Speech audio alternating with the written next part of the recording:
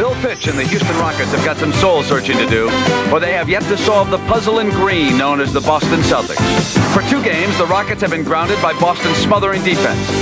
And now Houston returns home where they must regroup, knowing all too well that the puzzle has no simple solution.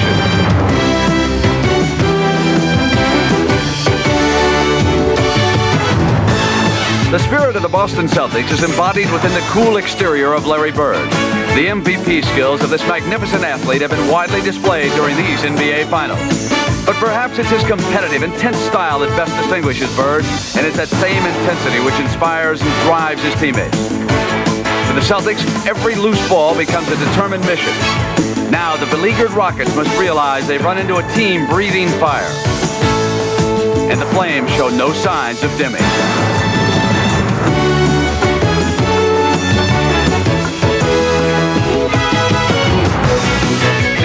Finals move deep into the heart of Texas. It's not the Alamo, but for the Rockets, it could be their last stand.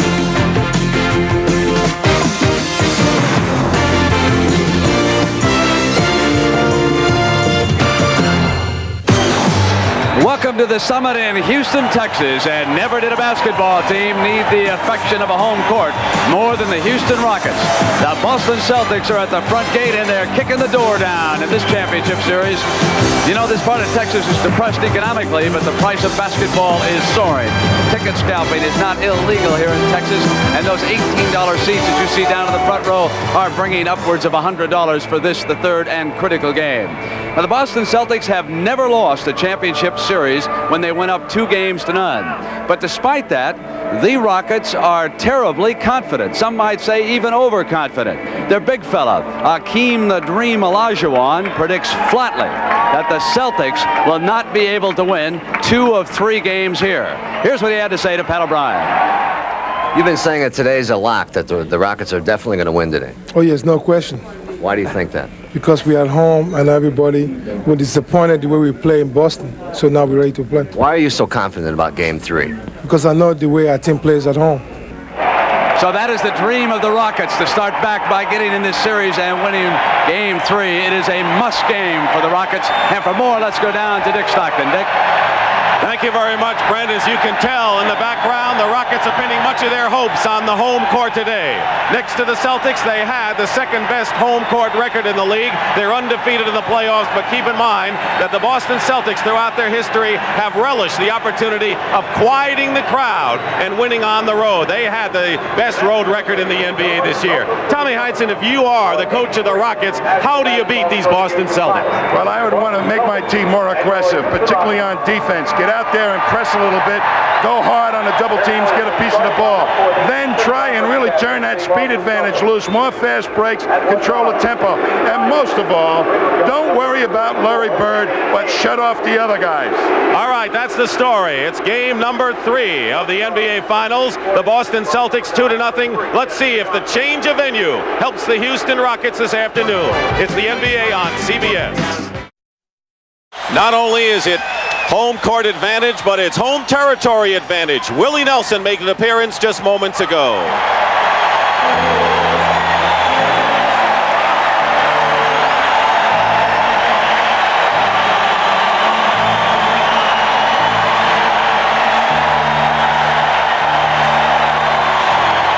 And now, ladies and gentlemen, the starting lineup for your Western Conference champion, Houston Rockets.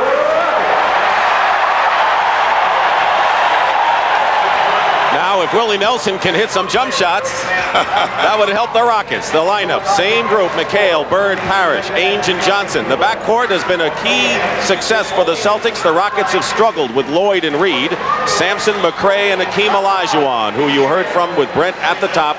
And the man of the hour, I don't know when I've ever seen him more focused, Larry Bird, and we know Hakeem Olajuwon is, Tommy, coming into this game. Robert Parrish and the rest. But Larry Bird came out early again, and I think very badly he would like to see the Celtics win this road game. If there be any complacency for the Celtics, it might be in this game, but that man right there, I'm sure, will not let it happen. That's the Rockets' story at home. One of their 5 losses was to the Celtics, but Hakeem did not play in Boston's win here during the regular year. Underway, controlled by the Celtics. Jake O'Donnell and Joe Crawford are the working officials. Game 3. McRae knocks it away to Reed. Fast break for the Rockets. Rodney McRae. That's what they want to do. Whoever controls this first quarter, I think, is going to win this game, Dick. Usually it's been the third for the Celtics in the first 2 games. Houston will be a believer in themselves if they come off strong this first quarter. And Larry Bird hits his first shot, and the net doesn't even shimmer. And we're tied 2-2. We're in sudden death playoff at the Kemper Open. We'll update that story for you. On the turnover, Bird with a runner. And Larry Bird has 4, and the Rockets have 2. But Houston's pushing it up with Louis Lloyd, who gets fouled, and that's what the Rockets have not done so far. They have not gotten the ball out and up the court quick enough. That was after a made basket, something that we have seen precious little by the Rockets. Lloyd, who can take it strong, if he can keep doing that, will pick up some fouls on the Celtics big people. Parrish commits the foul, and here's Louis Lloyd. Actually, of the starting guards, the Rockets, before this free throw, had been to the line only 2 times. But they weren't running, Dick, and in the open court and on the set offense, they were just staying around and hanging around. Reed picking up Ainge early, and Ainge crossing the line. Lloyd is on Dennis Johnson, who's been sensational so far. Sampson the rebound. He likes to bring it up. Here's Hakeem. Foul.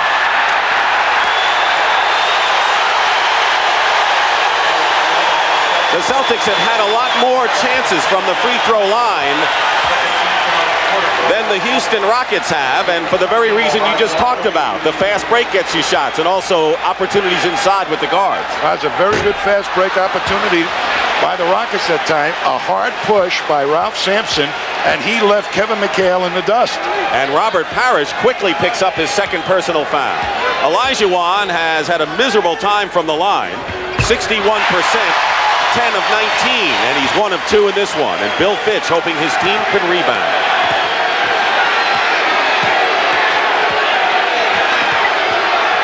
Celtic guards have outplayed the Rocket guards by a mile. Here's Bird. And Bird is 3 for 3 and has accounted for all 6 Celtic points. Casey Jones said he's the best total player of all time after his fantastic performance in Game 2. Hakeem doubled with McHale and Ainge and scores anyway. That's something he's had trouble doing, turning to the middle. He's been shooting mostly fallaways. Johnson looking for Parrish to try to get some of the Rockets in foul trouble. And Parrish had help from Lloyd.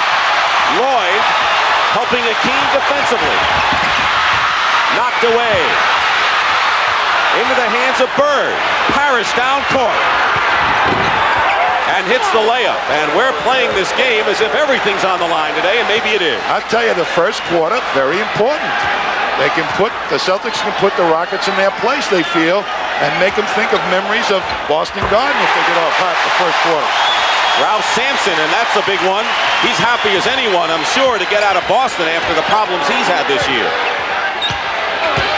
Parrish, good position inside. Blocked by Olajuwon, and we have a traveling call. Hakeem got a hand on it. Parrish has not been able during this series to get real good low post position against the more physical Hakeem Olajuwon. Rockets lead by 1 with 9:20 to go. Here's Robert Reed. The Rockets are 4 for 4 from the field and have a 3-point lead. Robert Reed says, I'm going for my shot in this ball game. Louis Lloyd committing the foul on Dennis Johnson. And that is the first foul against the Houston Rockets. The Celtics with a 13-1 playoff record. A sweep in this series would give them the best all-time winning percentage in regular season and playoffs in a single year. Another Houston foul as Dennis Johnson tried to loop it inside. And that'll be against Ralph Sampson, number 1. One of the toughest things for Ralph Sampson is to defend against a guy that's very physical and low post. Aims for 3 and hits it. And all of a sudden, the Celtics have tied it up 11 apiece under 9 minutes to go. First period. McRae. Lloyd with 2 men on him. Sampson, offensive rebound. And Ralph Sampson showing already a different style from the first 2 games. Running and jumping and getting physical. A fast-paced opening moment here at the Summit in Houston, Texas. Rockets 7-0 in the playoffs here. Parrish with a turnaround. Reed finds Lloyd.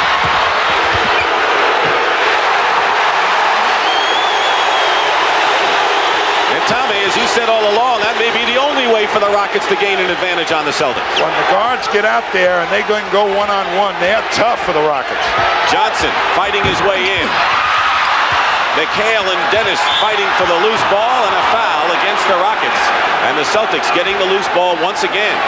I'll tell you, though, the tempo of this game is so definitely in favor of the Rockets. Here is a hard push off a rebound. Look at everybody with the white jersey running. Dennis Johnson has to go out. He makes a bad gamble, and as Lewis Lloyd in the open court, that's where he's at his best. Hakeem Olajuwon with his first foul. Dennis Johnson has gone to the free throw line more than anyone in this series. This will be his 22nd free throw attempt, and he leads everyone in defensive rebounds. That a 6'4" guard. And I think a big reason why the Celtics are leading 2-0. He gave them the edge to tip over the rebounding margin to the Celtics. Houston by 2.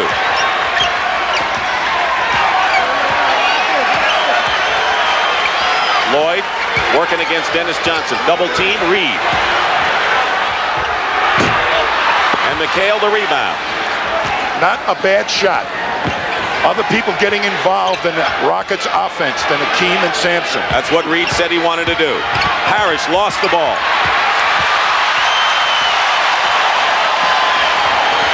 Lloyd, good open court player. Good position for Olajuwon. All 5 Rockets have scored, and Hakeem leads with 5. And it was one-on-one defense. No help for McHale that time against Olajuwon. McHale hasn't scored yet, and now he's into the scoring column. The best shooter of any player on either team, Kevin McHale. And Sampson under the basket, and he outran the Celtics down the court. We never saw one of those up in Boston. There's going to be lots of them in this ball game. He's running. Timeout, Boston.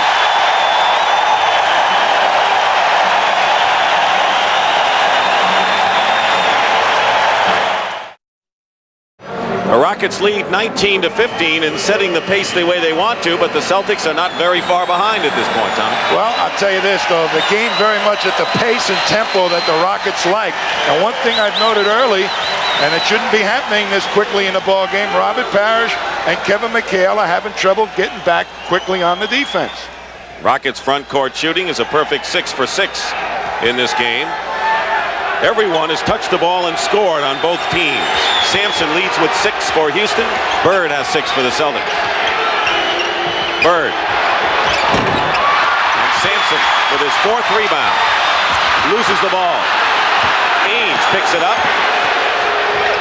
Didn't go to McHale. Bird, the trailer. What a pass to Parrish. But he has it stripped away by Hakeem. Good pass by Bird. Good defense by the Rockets. Lewis Lloyd to Olajuwon. Sampson. And the Celtics come out with it.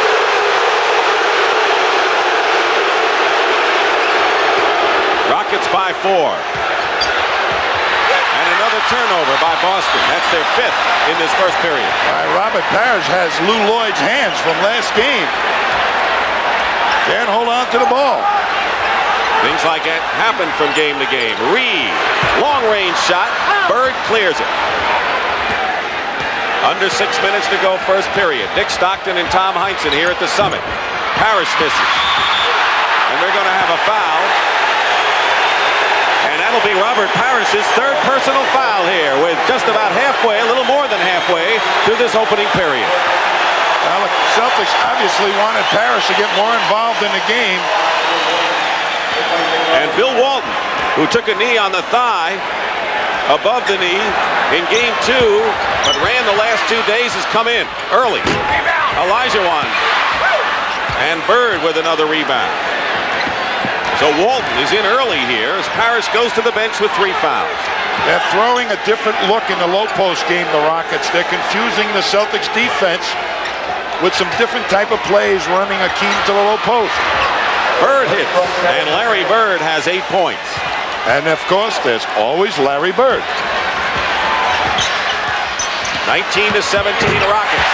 And Rodney McRae, who was helpless defending Larry Bird in game number 2, but scored 20 points himself in the opening game, has scored. And this will be a foul against the Rockets. We're at the Summit in Houston, Texas. Dick Stockton, Tom Heinsohn, and Brent Musburger here. Ralph Sampson has picked up his 2nd foul. The Rockets have come out strong and lead the Celtics 21-17. And Ralph Sampson thinks the ball was last touched by Boston. Well, they're trying to work Sampson, get some fouls on him early, get one of those twin towers out of there. Age. Rebound Reed. Here they come again. Sampson. Pass, bad pass, knocked away, and McHale at the other end gets an easy basket for Boston. What a play by Dennis Johnson to step in and take a look like a sure hoop away on a 3-on-2 situation. Beautiful. Big play by the Celtics. Sampson setting a screen for Reed, going in strong and drawing the foul. That's something he hasn't done yet this series. We're going to take a look at Dennis Johnson right now. He's on the right side there, and he's playing the passing lane with his hand up. Beautiful defense, and then heads up to get it up to McHale. But the big guys on the Celtics are not getting up the court quick enough. Walton commits the foul, and Robert Reed is shooting. You know, that penetration move is probably the 2nd or 3rd one we've seen in the series by Robert Reed. I think that he can penetrate a lot more than he's shown so far, and it's a big weapon because the Celtics will be reluctant to leave Hakeem and Sampson to go block a shot. He's 6'8". Robert Reed has the size to get in there. Of course, he's been a swing man, playing a lot of forward, mostly forward position, before the latter part of this year. 4-point lead for the Rockets, 23-19. Dennis Johnson inside, and Hakeem defending, and Walton is there. And the Celtics getting a lot of second chances with opportunities to pick up the loose ball. And the rebound. 23-21 Houston. Celtics took a 4-2 lead, otherwise it's been the Rockets, but it's been close. Sampson with 9 on the clock. Hits again, 2 for 2 from out there. Everybody would much prefer Ralph to take that shot from out there, but if he starts hitting, it's going to open up some drives for him. Bird has McHale. McRae stays with Bird and blocks it. And now a foul is called. And it's going to be on Larry Bird after McRae had made a tremendous play. I'll tell you, Larry Bird gets forced to his left, and McRae just hangs on his shooting hand. That was left hand, right hand defense, covered both ways that Bird might have taken the shot. First foul on Bird, and McRae will go to the line as the Celtics are in the penalty. I tell you, it's been a challenge for this man right here, Dick. Not to get demoralized, you know, let your ego go down, as Bird had that great game. And it can easily transfer to your offense, but it's not so far here in this ball game. He's been a quiet leader on this club. He's out of Mount Vernon, New York, a town, a suburb of New York City that produced the Williams brothers, Gus and Ray. And he started Louisville, and he's a valuable performer. Rodney McRae has 6 points. Sampson leads the Rockets with 8. 6-point Houston lead, and another turnover. Rockets with their biggest lead right now. Hakeem. And Ainge gets the rebound, and the Celtics are running. We're having a running game for both teams today. Johnson. McHale tries to tip it in. Knocked away, and it's still Boston ball. Tell me, do the Celtics want to run like this against Houston? Not really. They want to control the pace of the game, and they're having difficulties slowing it down. They've gotten into the rhythm that the Rockets have set. Dennis Johnson. And Sampson holds on. That's 7 rebounds for Ralph Sampson. Lewis Lloyd against Ainge. Air ball, and Bird is there. 2:45 to go first period, and they'll call the foul against Olajuwon. And it's an unfortunate foul for Hakeem, who picks up his second. 2 on Ralph, 2 on Hakeem. Well, you know, it may be unfortunate, but he hangs around the ball much too often for a big man, and things like this are going to happen. He should just turn his nose up and get up the other end of the court.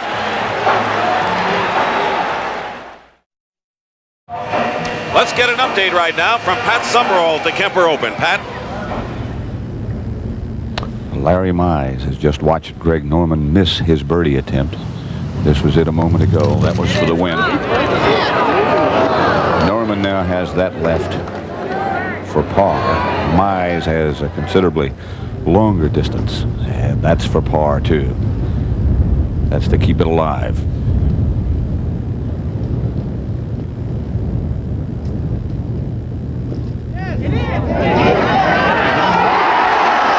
Boy, what a couple of clutch putts. First by Norman, then by Mize. And now Norman must make to keep it alive.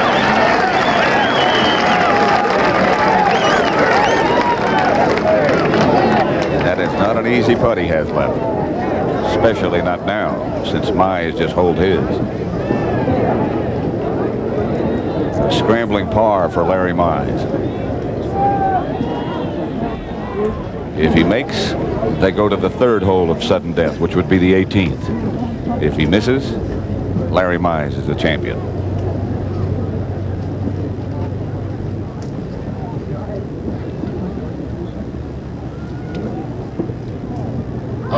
They'll go to 18. Back to Houston and Dick Stockton.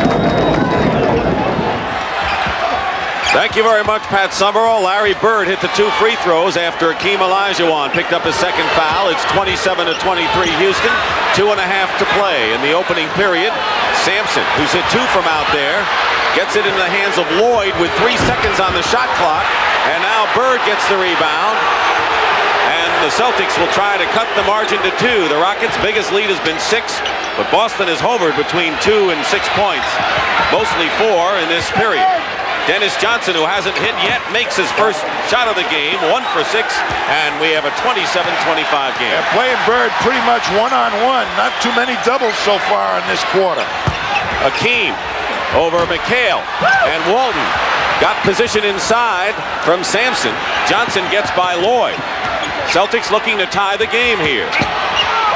Ainge into Bird. McHale crashing the board. Celtics fighting for the loose ball. Bird and Lloyd, no harm, no foul, and Ainge for 3. McHale the rebound, and the Celtics getting a lot of chances there. The ball knocked away. It is still Celtics ball, and the Celtics have had many chances in several instances so far. Jim Peterson is into the game, and Ralph Sampson goes out. He has scored 8 points. I'll tell you, and what he did was good defensive rebounding and then hard runs up the court. Very important for this quick start by the Rockets. Peterson has been a good rebounder and defensive player. Leaves something to be desired offensively, though. But he is going to bang McHale. Mitchell Wiggins has come in. Bird trying to go to McHale inside, and it's out of bounds. The 7th turnover by the Celtics in this opening period. And the Rockets going with Peterson up front and Mitchell Wiggins replacing Lewis Lloyd in the backcourt. 27-25 Houston. 1:11 to go, first period. Olajuwon, and they collapse around him. Reed is open. McRae fighting for the loose ball, and they're going to call a foul against the Celtics, and it'll be a shooting situation for Houston. And Olajuwon read that double team very well. If Reed can make that shot, it's going to change Casey Jones' thinking on how to play Olajuwon. These are the adjustments that coaches with teams trailing have to make from game to game. I'll tell you, Robert Reed is into his ball game. Forget about that miss.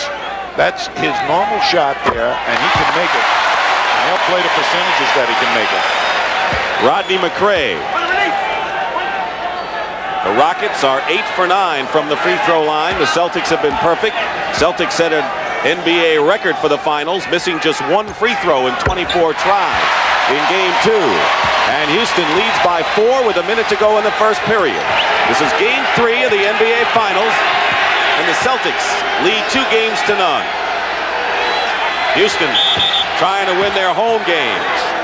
And holding against the Houston Rockets sent Larry Bird to the floor. And Mitchell Wiggins with a personal foul, and the Celtics will try to go to the line again and keep their perfect mark there. Dennis Johnson. That was a lesson that Dennis Johnson gave Wiggins on how to rub your man off on a pick. I mean, he took him as close to Bird as you could humanly take him and rubbed him off, and Wiggins had to hold him. Dennis Johnson had 11 rebounds to lead the Celtics in the first game, but Mitchell Wiggins, now at guard, not the open court player that Louis Lloyd was, a good defensive player as well. And if he gets out on you, he can make some steals. He's got some good hands, but they're out to make this man, Dennis Johnson, work a lot harder than he has in the last couple of games. He worked pretty hard the last two. Houston lead is down to 2, and that's the time remaining in the opening period. McHale is guarding Peterson. 2 former Minnesota stars. Wiggins, a streak shooter. When he gets going, he can be awfully tough. He hits his first shot, and it's 31-27, the Rockets. Walton out on high. Olajuwon right with him. Dennis Johnson, fall away, hits. I'll tell you, Mitchell Wiggins was right in his face. Johnson has 8 points here in this opening period. And the Rockets with a 2-point lead playing for the last shot. And they're playing fantastic defense here in this quarter, the Rockets. Reed all the way in, blocked by McHale. 1 second. McRae, and it's good.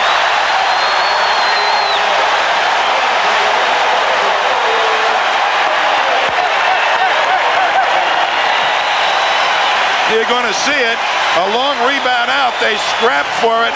Ainge can't control it, but McRae just sneaks up and picks it up and nicely turns around as the clock goes off. It was similar to Sampson's shot that beat the Lakers, but he had a better line on this one, and the Rockets lead by 4.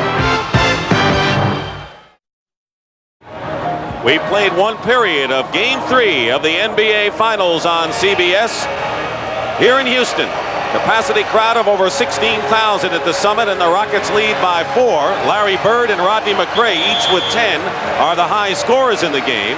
Tommy, Larry Bird is 4 for 7 shooting, but the rest of the Celtics are only at 35%. You know, when you go on the road, the thing that evaporates quickly is your outside shooting. I think the various backgrounds, or the new background, is tough for a team to adjust to. The Rockets had the same trouble in Boston, and it looks like the Celtics are having that trouble here early in Houston.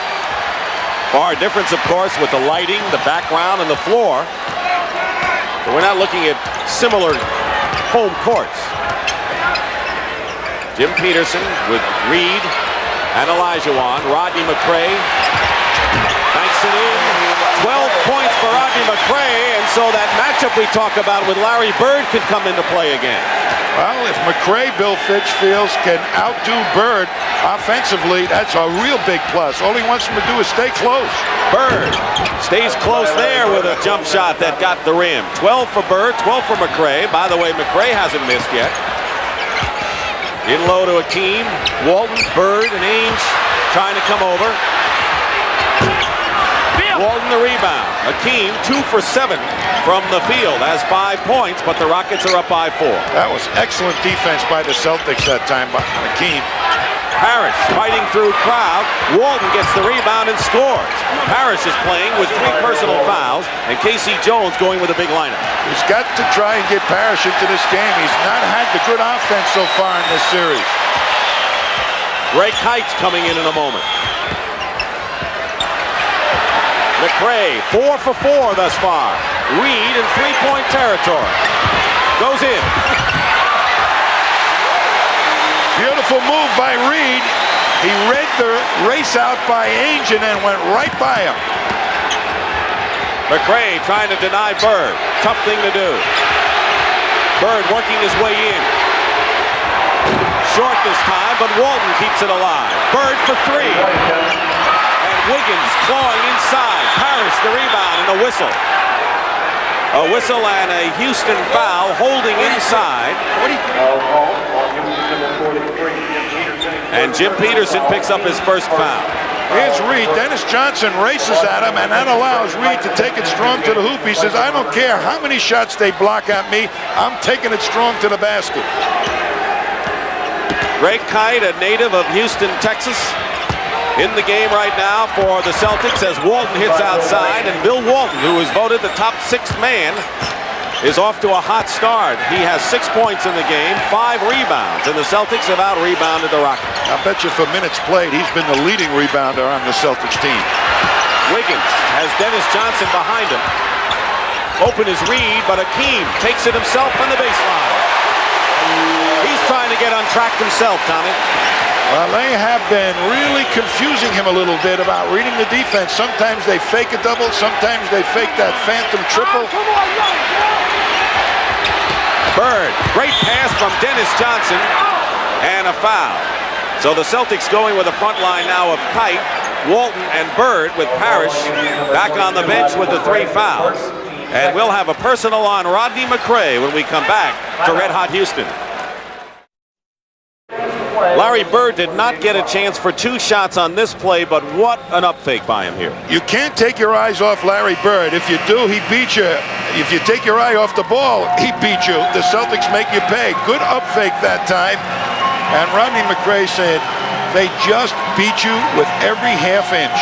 Jerry Seasting has come in the ball game for the Celtics. They wanted to get him underway in game 2, and they did. He scored 10 points on 5 for 8 shooting. Let's take a look at the rebounding story, where the Celtics have the lead, and a lot of them off the offensive glass, and many of them by Bill Walton.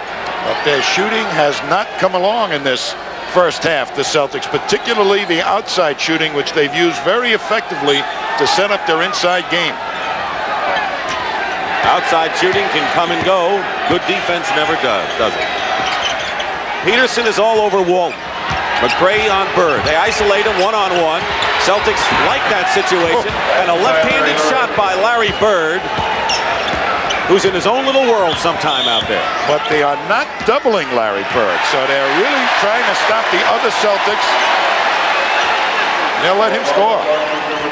Greg Kite picks up the foul, and that's the first team foul by the Celtics in the second period.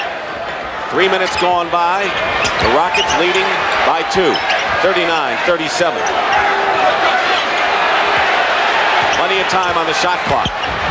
Reed using his height, hits the jumper, and Robert Reed with 8 points in the game. That's taking advantage of the short man, a 6'8" guard being defended by a 6'1" guard. Dennis Johnson, line drive off the front rim, and the Rockets with a rebound. That's the first rebound, by the way, by Hakeem Olajuwon. Robert Reed going again up top, and they'll have a foul. It'll be against Boston. And Bill Walton will get hit with the personal foul, his second. Going to see Larry Bird one-on-one against McRae. He knows McRae is going to come back to his right hand, and he shoots it lefty to confuse him a little bit. I'll tell you, he gets you guessing every which way. You don't know which hand he's using, which way he's faking. Beautiful. McHale has into the ball game now. Celtics with Walton, McHale, and Bird. Tommy, let me ask you, with Robert Parrish hampered with 3 personal fouls, Bill Walton, who's okay with that thigh bruise the other day, how much can Walton really play to be effective? Well, I think the longest he's played this season is about 30 minutes, but he's been averaging just a shade under 20, so he ought to be able to give him some strong minutes. 5-point lead for the Rockets, 8:25 to go in the first half.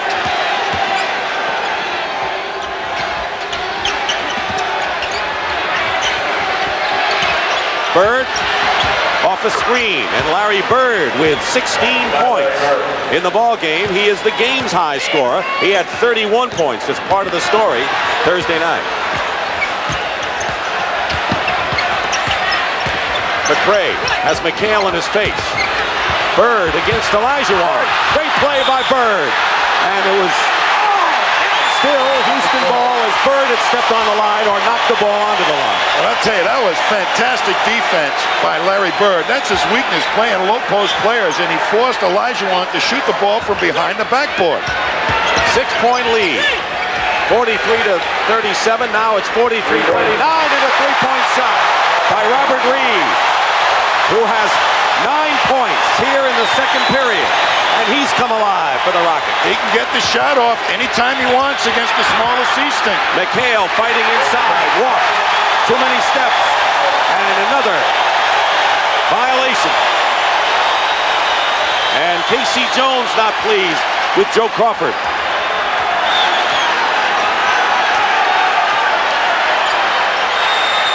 Seasting is guarding Reed. Has a big height advantage there. Wiggins. 2 for 2. 9-point lead for the Houston Rockets. Remember, Dick, we said this series may be determined by how well the guards play. Here's another one that's showing up. The better guard play does it.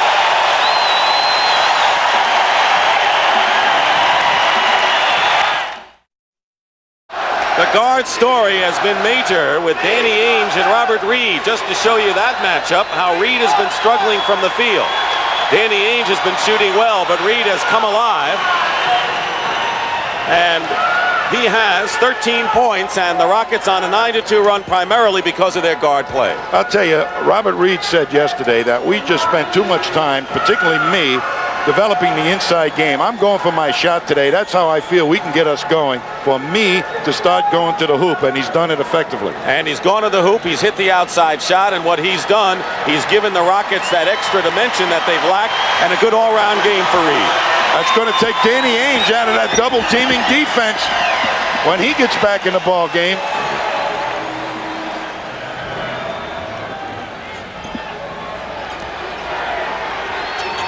Ainge in the game with Seasting in the backcourt. Reed and Ainge are matched up again.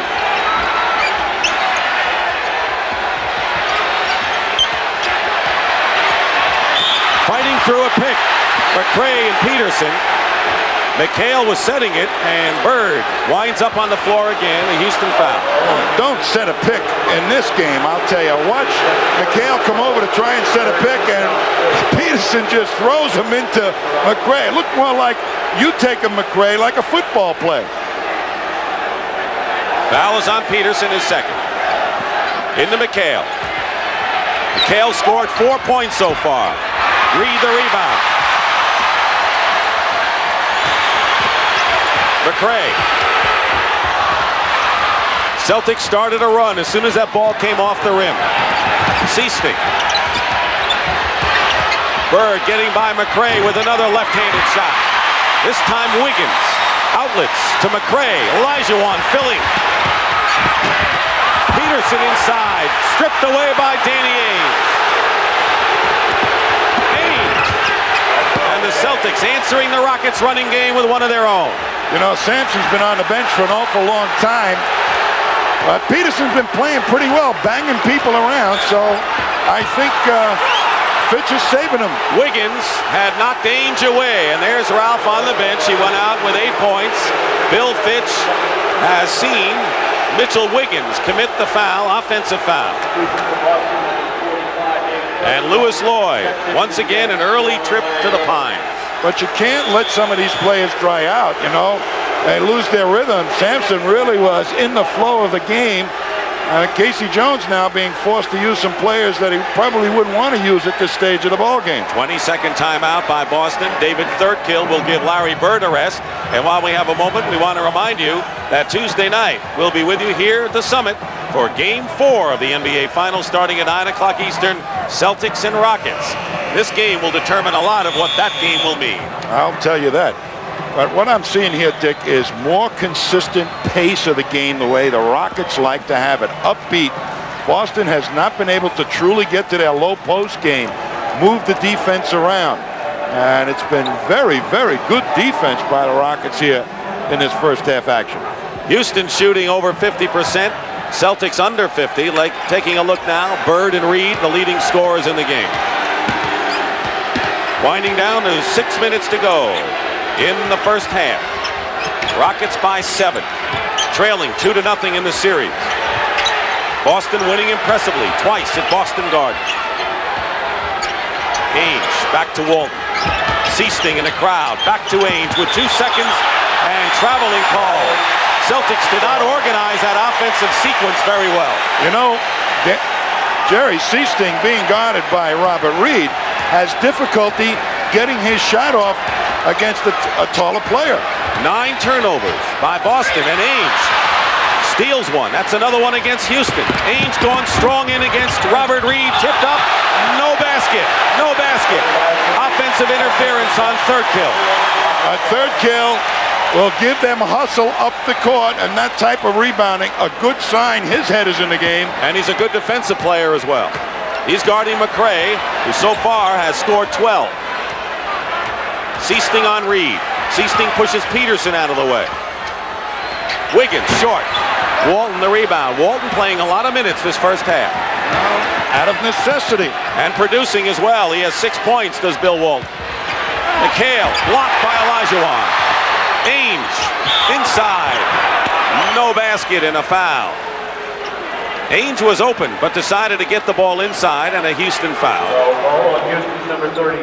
And Hakeem Olajuwon now with 3 personal fouls. Bill Fitch has to go to the bench. Well, that pass Danny Ainge did not that he made to McHale, he passed up an open shot, was probably more important than the 2 points, because it picked up the 3rd foul on Olajuwon. And forces Ralph Sampson, who has 2 fouls, back in the game. McHale working against Peterson. McHale has scored 20 or more points in 13 of 14 playoffs. He has 6 in this one. Seasting battling Reed, giving up 7 inches. 4:50 to go, first half. Peterson on a screen. Reed. Loose ball foul against the Rockets. And the Celtics, who were down by 9, now find themselves trailing by 5. This is the point in the ball game when Olajuwon is on the bench that Ralph Sampson has to come to the fore and get the job done. He considers himself a leader of this ball club. He's got to control the boards and help on that team defense in close to the hoop. He has that cut, 5 stitches taken in his left eye. After he was hit in game number 2, he went 1 for 13 from the field and disappeared in the opening game. Lewis Lloyd comes in for Mitchell Wiggins for the Rockets. And of course, earlier in the year, Sampson went out when he suffered that back bruise on a terrible fall, so he was the happiest guy to get out of Boston. 6 in a row by the Celtics. 4:39 to go, first half. Sampson. And a Boston foul. That was great offensive move by Sampson. A quick move to the middle. And I'll tell you, that's what they need more from Sampson at a low post. Don't put the ball on the floor for more than 1 dribble. A quick spin move, he's going to beat anybody down there. A technical foul has been called on Bill Fitch. Technical on Bill Fitch, who has been angry through most of his first half, though his team has been leading time. He's had a biting wit over the years, and that time he bit a little bit too much off. Here's Bird.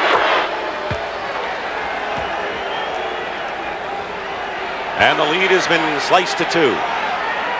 Celtics, without Olajuwon being on the court, will peck away on the inside game. Sampson's really got to help in his shot blocking department, and in that defensive rebounding department.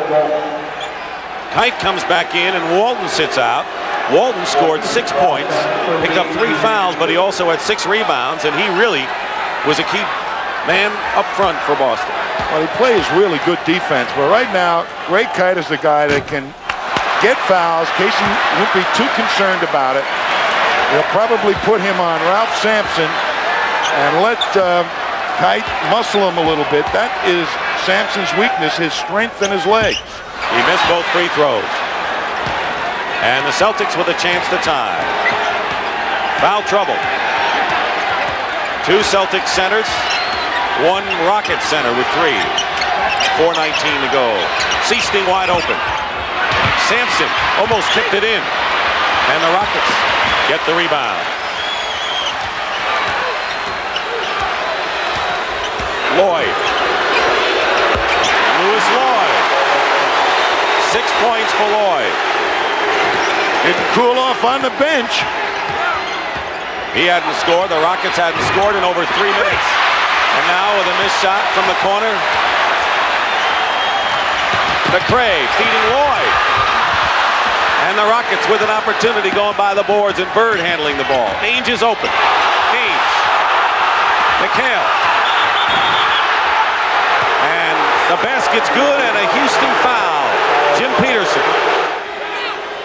Coming up at halftime, Brent Musburger and our special guest, George Mikan. The first great big man with the Minneapolis Lakers of the NBA, and you'll get an inside look at Robert Reed, the leader of the Houston Rockets. Coming up with Brent at halftime. Rockets by 2 in the half-court offense to Sampson, guarded by Kite, doubled with Ainge. Reed misses a 3, and McHale clears. Boy, they just formed a cup, the Celtics, for that rebound. And they can tie it up again. Rockets had a 9-point lead.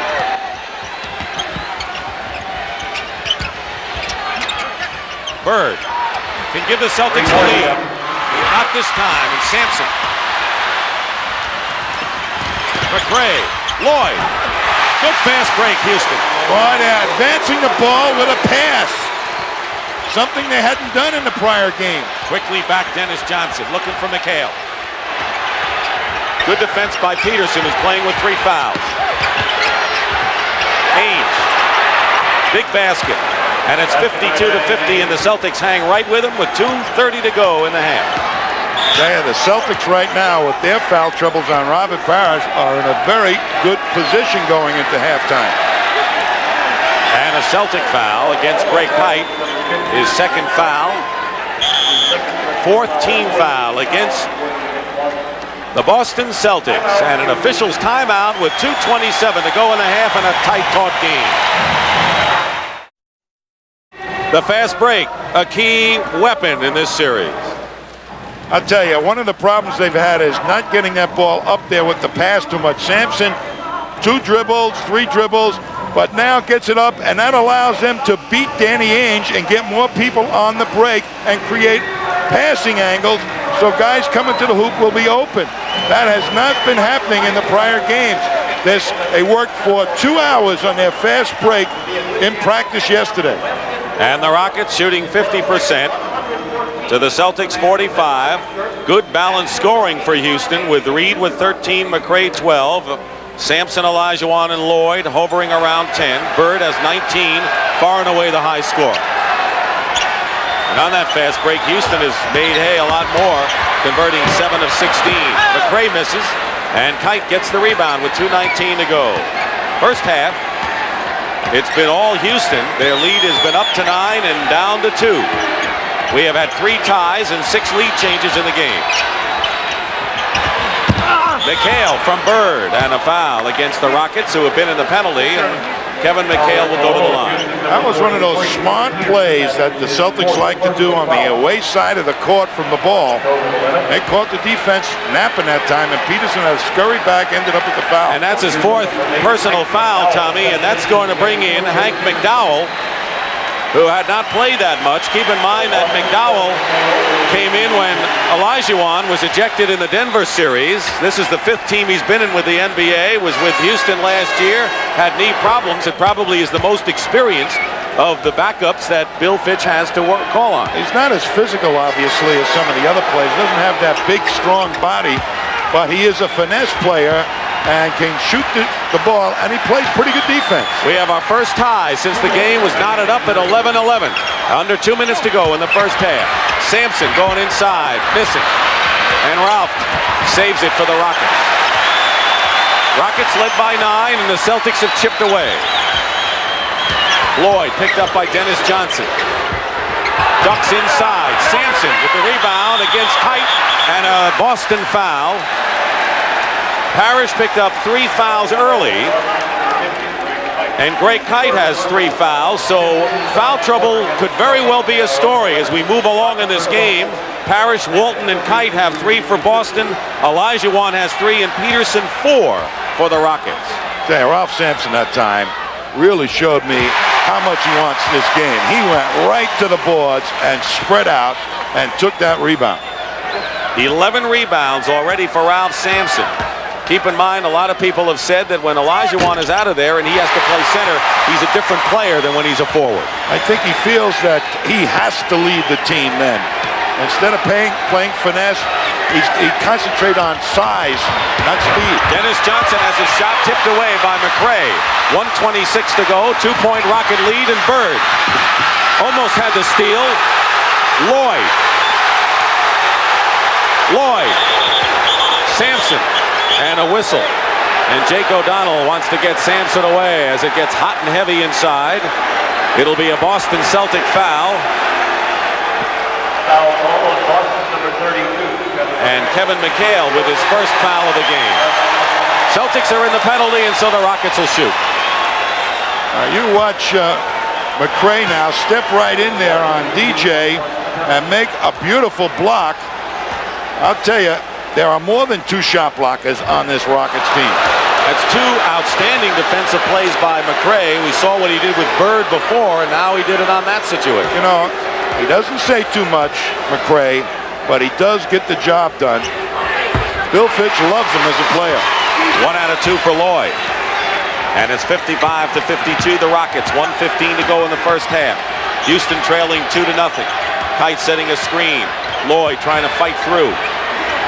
No pick and roll. Kite outside. Ainge. Reed comes out to meet him. Good rotation by Houston defensively against the guards.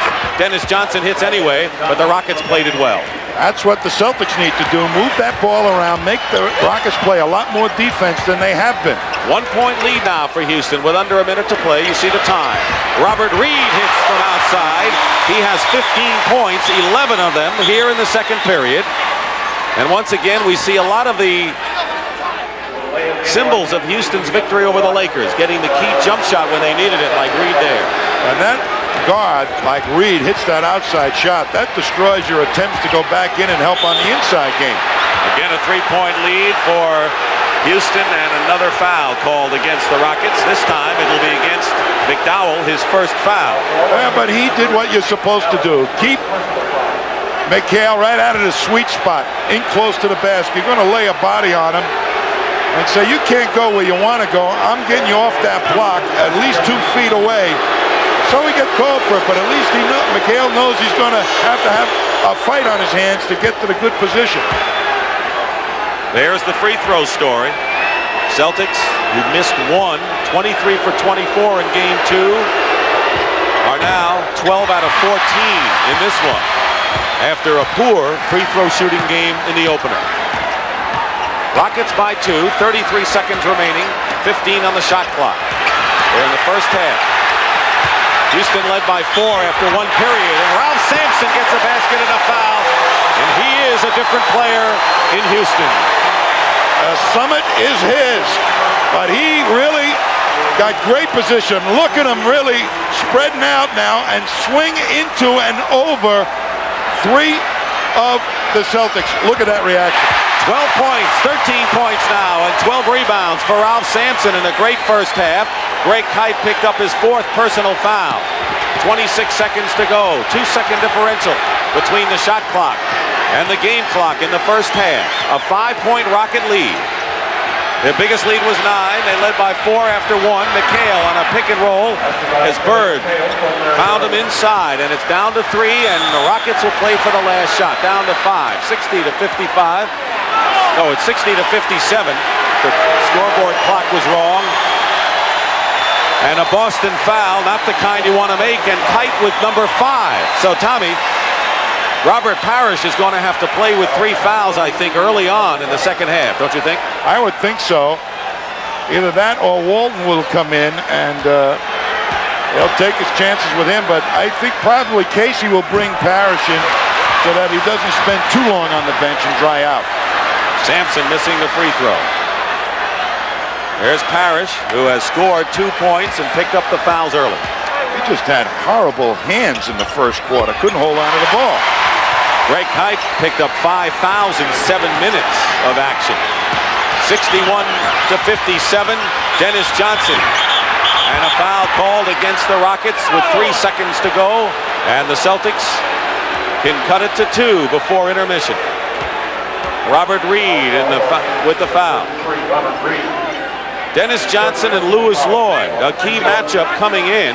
Casey Jones said he was concerned with Lewis Lloyd, who had not produced all that much in the first 2 games. Dennis Johnson had done everything, particularly rebounding and drawing fouls with that penetration. And a technical foul has now been called against Greg Kite of the Celtics, who has 5 fouls. He's a native of Houston, and they're not giving him quite a welcome on his return here. Definitely not, but I think Kite feels that they keep calling it on his jersey, not his game. Reed hits the technical, and it's 62-57, and Dennis Johnson will shoot a pair. Dennis Johnson, let me say this, has been instrumental in playing a very physical series against a lot of bigger people. He's been blocking out the likes of Olajuwon and Sampson and McRae. And in addition to that, staying close to Lewis Lloyd when he's had to. Sampson, an intense performance today with 14 points and 12 rebounds. Olajuwon with 3 fouls has been on the bench scoring just 7 points. So the Rockets show they can thrive without Hakeem. Sampson established himself while Hakeem was out. And he's done that. Did it in game 2 against the Lakers. Ralph Sampson trying to prove his detractors wrong. And we have a 20-second timeout called by Bill Fitch with 3 seconds to go. Ample time to set something up. And I guess when you look at what the Rockets did with the Lakers, 1 second is ample time to set something up. Well, let's see how the Celtics defend this play, knowing that Sampson has that great leaping ability, and see if they get all over the inbounder. That's what you'll probably try and do, is lob it up there if you can and let Sampson go for it. Oh, it's going to be in the backcourt. They're going to have to take it out in the backcourt. So, and some of the fans have threw some things on the court, and they're going to have to put an end to that. A couple of objects have been thrown on. Alan Level has come into the ball game replacing Hank McDowell. Level's first appearance, going for ball handling and quickness. They get the ball into Reed, lost the ball. Dennis Johnson picks it up, and the buzzer sounds. That's the end of the first half. The Celtics won't be happy at all with their performance. They played better, but no one's perfect. And they were perfect in the first 2 games. And for the Houston Rockets, some hope. They lead 62-59. Brent Musburger coming up at the half. The Houston Rockets can ill afford to feel comfortable at Game 3, halftime of the 1986 NBA Finals. Despite the fact that they have played a much better game, they find that their lead is only 3 over the Boston Celtics. What's surprising there, field goal percentage is Boston's 43. Parrish, Ainge, and Johnson are 7 of 24 for the Celtics. Let's move along to the free throws, where the Rockets have finally found a way to go to the line, and they did more than the Celtics did in the first half. Backcourt has been a problem for the Houston Rockets in relation to the Celtics in the scoring department, but in the first half, the Rocket backcourt outscored the Celtic guards 29-19. Tommy Heinz, I want to ask you 2 things. Number 1, the foul trouble we have here, and 2, I'm going to ask you about the third period, which has been the key to Boston's victory so far. well, I think the foul trouble here, obviously, with 3 on Hakeem, it's going to interrupt their low post game. But they were going to Sampson more anyway, and Sampson's really been playing a fantastic game. Olajuwon only had 1 rebound in that first half and no offensive rebounds. So they've got to get him more involved. I'll tell you this, the third quarter defense is most important. That's where the Celtics have come to the fore. They've used the same look offense to try and then jump on it defensively and take the game away. But the Rockets have run so effectively here in the first half, I don't know if they can do it. You can see how the Celtics have dominated Houston in the third period of these games, and keep in mind that every once in a while, we talked about it last game in particular, the Celtics put on a spurt sparked by the defense that pulls them away. And I'd have to think, down by 3 points, the Celtics really are not in bad shape right now. No, they're not. Particularly with Parrish, who really didn't have his game hands on. I've never seen Parrish fumble a ball as many times as he did in that first quarter. And he has to really do the job. He did a creditable rebounding job, but offensively gave Casey nothing. 2 points and 3 fouls for Robert Parrish. There's the foul situation that I think we're going to be going a lot to in the second half, and Parrish will start it out along with McHale and Bird and Dennis Johnson and Danny Ainge. Lewis Lloyd and Robert Reed in the backcourt for the Rockets. It'll be McRae, Ralph Sampson, and Hakeem Olajuwon up front. Houston ball. Reed has scored 16 points. 5 of 11 shooting. Danny Ainge a little tighter defensively, and Reed threw the ball away, and it's Boston ball. Let's see how the Celtics start out here and who they go to. Well, Bill Fitch has to be unhappy with that. Got to take more care of the ball than just shown that time by Reed. Turnovers are about even. Ainge looking for Parrish. McHale goes up, lost the ball. McRae, good control, knocked away by Danny Ainge. Another fast break opportunity by the Rockets turns into 2 points for the Celtics. A McHale basket and a foul, and a chance for Boston to tie the game right here. I tell you, Danny Ainge just made a spectacular defensive play. He's got 4 guys coming at him, and he just steps in and nicely takes the ball away. Beautiful defensive play. Reed commits the foul, and this is where the Rockets are going to have to show that they won't crack. They turned it over, lost the fast break opportunity. The Celtics got one in a foul and tied it up. You've got to have your head together right now, Rockets. I called you a coach of the Rockets before the game, so you can say that. Reed looking for Sampson. Try to get Parrish into a 4th foul. Lloyd going in, lost control. Johnson ahead to Larry Bird. Bird gives the Celtics a lead. 21 for Larry Bird, 64-62. And Bill Fitch will want to call a timeout, and it's the first time that the Boston Celtics have had a lead since early in the game when they had an 8-7 edge. And Bill Fitch can't like what he's seen so far in the period. History is against the Houston Rockets to come back from 2-0 deficit. These are the only teams that have done it in the NBA Finals. Celtics against the Lakers, and Portland won 4 in a row after losing 2 to Philadelphia. There have been 2 other instances, not in NBA Finals, where the teams have come from 2-0 deficit. But that's the hurdle the Rockets face, and after a timeout, let's see how the Rockets respond. Lloyd inside, Hakeem, and it's last touched by Sampson. So the Rockets still tentative, and there's a long pass to McHale. And McHale, after several fakes, gives the Celtics a 4-point lead, their biggest of the game. And a little inexperience by Olajuwon, who was sleepwalking back on defense, and Bird made him pay. I'm sure Bill Fitch said, let's get Olajuwon into the game a little bit. He still has 7 points. Celtics have outscored the Rockets 7-0. And Olajuwon's shot is blocked. McHale's outless to Dennis Johnson. Behind it, Ainge.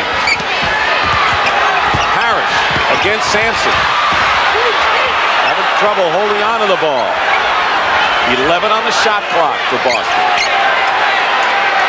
Parrish gets it back against Hakeem, who has 3 fouls. He missed Sampson. McRae. And Rodney McRae goes up. He doesn't get the layup. And the Celtics with a 4-on-2 right now. Danny Ainge. Bird with a runner, left-handed. He's done a lot of the left-handed shots today. Bird played great defense on that fast break by the Rockets. He angled McRae off, made him take a tough shot. Rockets still haven't scored here in the 3rd period in more than 2.5 minutes gone by. And Olajuwon loses it. And the Rockets are having problems. McHale and Bird. And McHale tries to tip it in and doesn't. Bird is there. Both teams having trouble scoring after the Celtics scored the first 7 this period, but the Rockets having trouble just holding on to the ball. Boston with 2 offensive rebounds that time that did not fall. Foul before the shot, no basket. Robert Reed is fouled. That'll be the first foul against the Celtics. Houston already has turned it over 4 times with just under 9 minutes to go here in this 3rd period. When you're pushing the ball up the court the way the Rockets are trying to do it, you have to have your head up and be reading who's back on defense. They're oblivious to green jerseys back there. Sampson setting a pick. Reed, top of the key. Bird gets the rebound. And the Celtics with a 4-point lead. Dennis Johnson long range, and the Celtics are up by 6. And Bill Fitch wants a 20-second timeout. And what we talk again about third period magic by the Boston Celtics, and they've done it here and lead 68-62. Tommy, the Rockets have yet to score. I'll tell you, they are not taking good shots. They are not reading the defense. Olajuwon threw one away and then gave up an easy basket up the other end when he fell asleep, being mad at himself, so to speak, to McHale. So they've got to get their heads in the game and play tough, aggressive basketball. Larry Bird right now is saying these guys are giving us a crack to crawl through, and let's take advantage of it. Celtics have outscored the Rockets 9-0. 3.5 minutes have gone by. Houston has not gotten a point yet.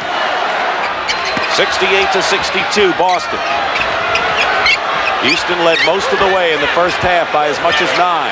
Celtics chipped away, and now illegal defense called against Boston by Joey Crawford. In an attempt to stop the double teams and Danny Ainge getting involved with Olajuwon and Bird, they're making Lou Lloyd make the feeds into the low post more than McRae. That's the warning. Second time that's called against the Celtics will be a technical. Dennis Johnson slams the ball off of Jake O'Donnell into the hands of Robert Parrish. So the ball bounces against the Rockets again. Danny Ainge misses. McRae gets the rebound. And Bird, anticipating beautifully, picks it off. Open is Dennis Johnson. And the Celtics are rolling right now. They've outscored the Rockets 11-0. 7:45 remaining in this period. Mental mistakes by the Rockets. And if the Rockets don't get their act together, they may be out of this game early as they were in game 2. Lloyd with a fake finally puts the Rockets on the board. 4.5 minutes. Good ball movement that time by the Rockets. Sampson read the defense beautifully. 4.5 minutes, the Rockets went without scoring. And then McHale comes right back. And the pressure continues for the Celtics against the Rockets, leading by 8.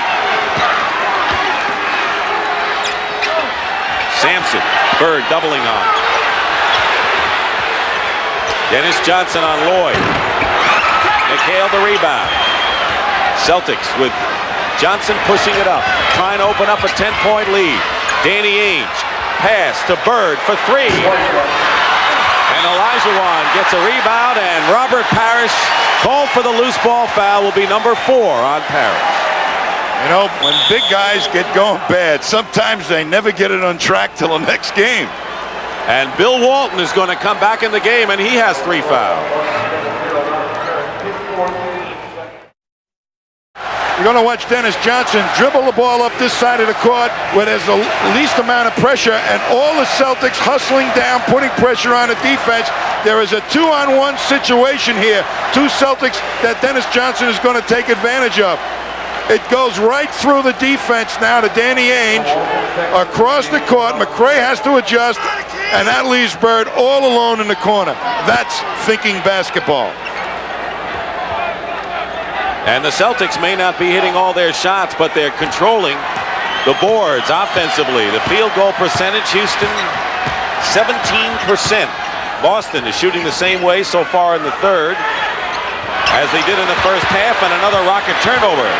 They're playing in a fog right now. Bird is just out finessing McRae when he's trying to make that pass.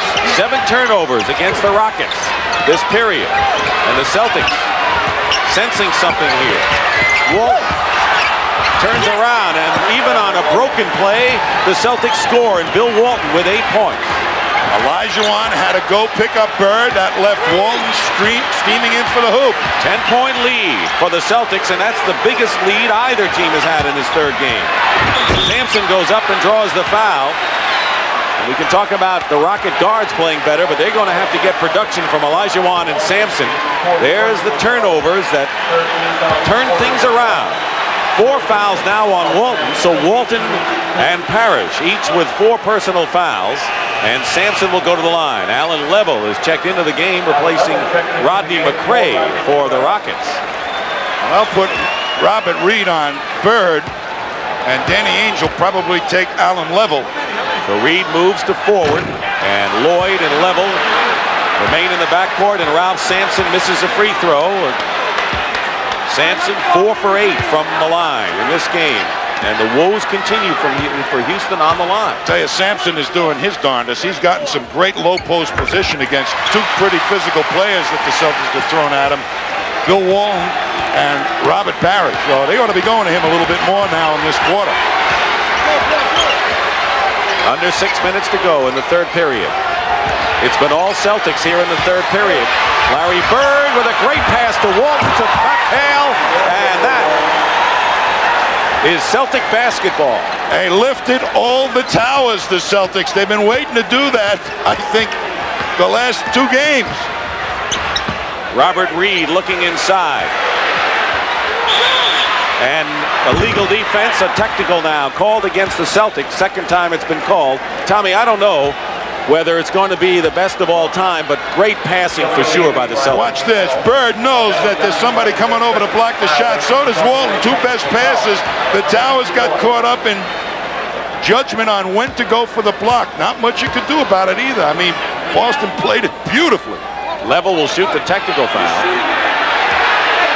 Tommy, at the top of the game, I asked you if you were the Houston coach, what would you do to get him back in the game? And you talked about the fast break, which they did, and getting the guards into play, which they did. But I'd ask you the same question right now because they've lost a lot of steam and trailed by 11. I'd say, Dick, what you got to do at this juncture for the Rockets, I think Bill Fitch has got Allen Level in there to control the fast break a little bit better and hope to get that steaming fast break going as effectively as it did the first half. Yet the Celtics have outscored the Rockets 17-4 here in this third period. It's been a Boston period in this series. Olajuwon goes up, draws the foul. We haven't seen much of Hakeem offensively. He has scored only 7 points, but will go to shoot 2 here. Well, that's not a bad man to start going to. The Celtics have surrounded him all day in one form or another, but he got super position on McHale that time. Foul is on Bird, his second, but they didn't really double the big guys after the outside people showed that they could hit the shot. That's right, and Hakeem really didn't just get his game going. I think as much as he wants to win here, he got outfoxed a little bit by the defense the Celtics are throwing at him. He was looking for doubles and triples, and it wasn't there. 8-point lead with 5:14 remaining in the third period. Celtics score the first 11 points this period. Bird, Reed guarding him, offensive foul Bird. And that'll be 3 on Larry Bird. So Robert Reed now on Larry Bird, who has scored 2 of his 21 here in this period. When you start playing guards on defense, it makes your feet quicker. He's going to be able to get through those picks guarding Bird. Bird is on him, doubling on Olajuwon, and Hakeem comes back.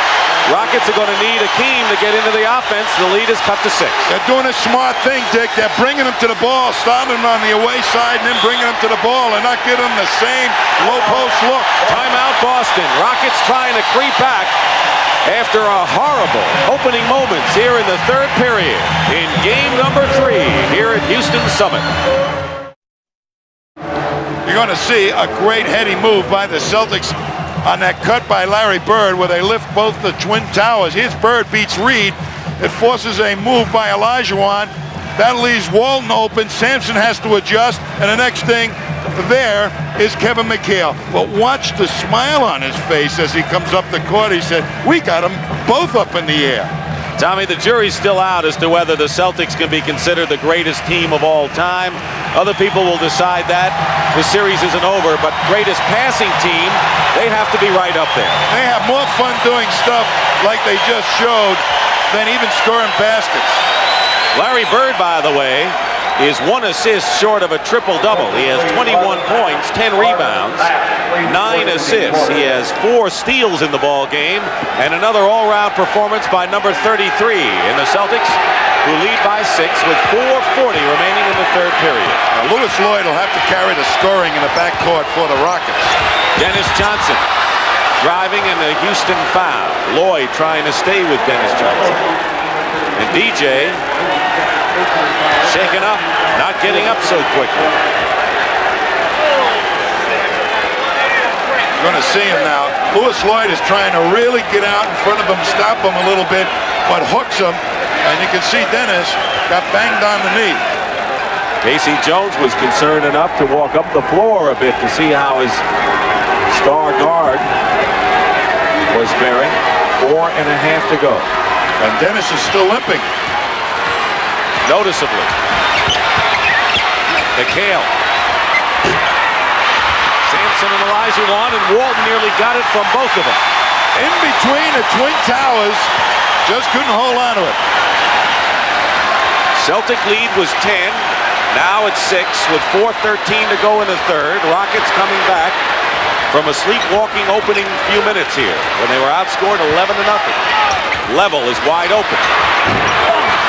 That's the closest he's come. He has struggled from the field since he suffered that broken wrist late in the year. Well, he took a long layoff. What he's really doing on his outside shot is drifting a little bit. Dennis Johnson. Fade away. Bird is there. Larry Bird alert. Gets the basket. 23 for Larry Bird. And the lead is 8 now for Boston. Lloyd. Going in. Ainge and Olajuwon very nearly committed his 4th personal foul. Open is Dennis Johnson. Reed picks him up in a hurry. Bird left open. Level had to pick him up. Now Sampson. Walton comes in out of nowhere and tips it in. That's the Celtic teamwork. Walton playing an outstanding game. Dick Stockton and Tom Heinze, 10-point lead for the Celtics. 3:09 to go, Game 3 of the NBA Finals in Houston. Celtics trying to make a 3-0 lead out of it. Olajuwon is fouled, and this third period has belonged to the Green. Whatever way he wants to go to the basket, they're cutting him off. Whatever spin move, right or left, they have a man dropping in to impede him. Big story today, the Celtics on the offensive board.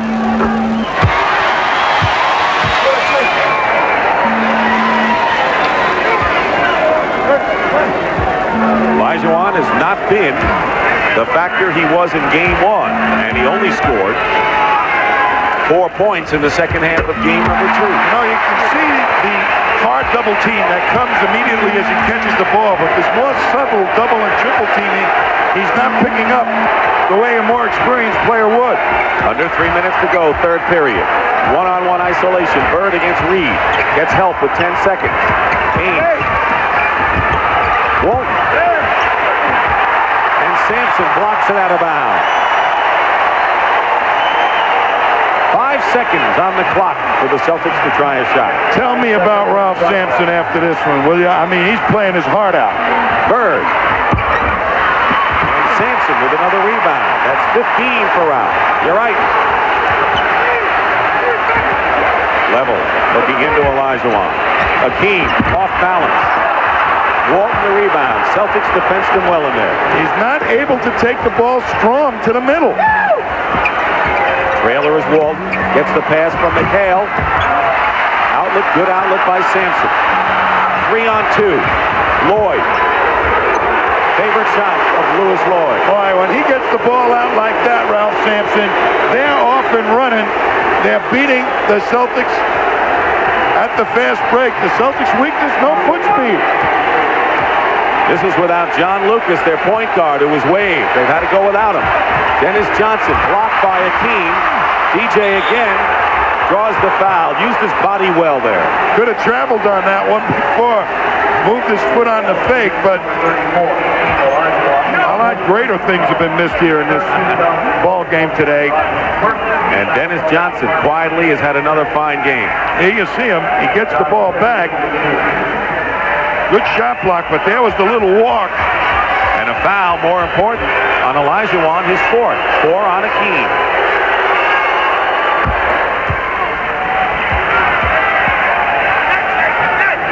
He was the MVP of the '79 playoffs with Seattle. I think that was very important for him, that series against LA. We're looking at third kill. Replacing Bird, who goes out with 23.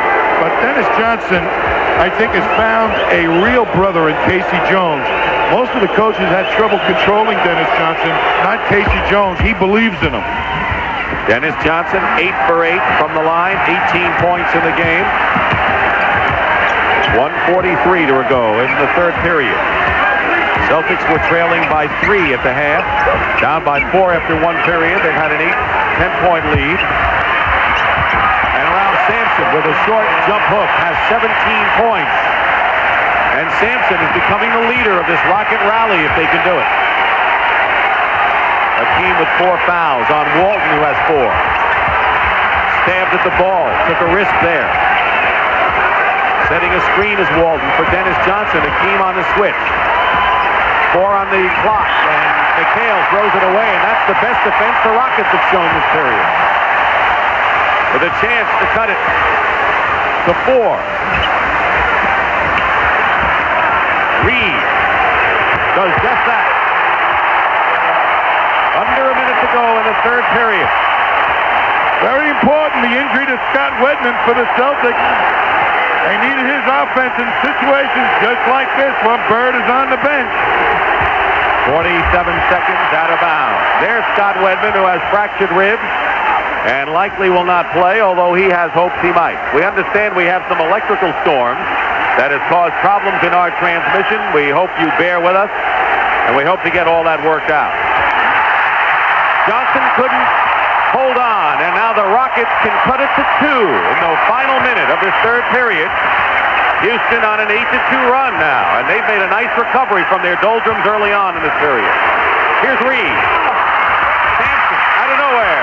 It's a 2-point game. Ralph Sampson has come on and made a tremendous contribution to the Rockets today. He sure has, Dick, and on the offensive glass. 16 on the shot clock. 22 in the period. McHale breaks that rally, and it's 84-80. A 10-2 run by the Rockets, and they're down by 4, and Houston can play for the last shot now. Sampson has 19 points and 17 rebounds, a tour de force performance. Hakeem misses. Ainge has the buzzer sound.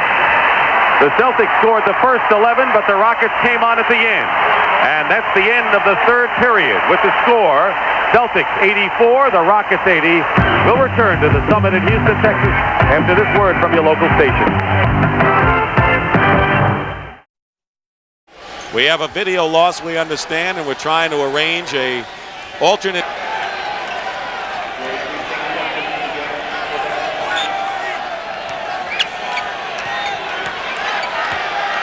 As well, teamed with Ainge, Parrish, and McHale. Start of the fourth period. Actually, the Rockets have outscored the Celtics in both games in the final period. Bit deceiving, though. Parrish. This is a baseline shot. Sampson the rebound. 1 for 8 for Parrish.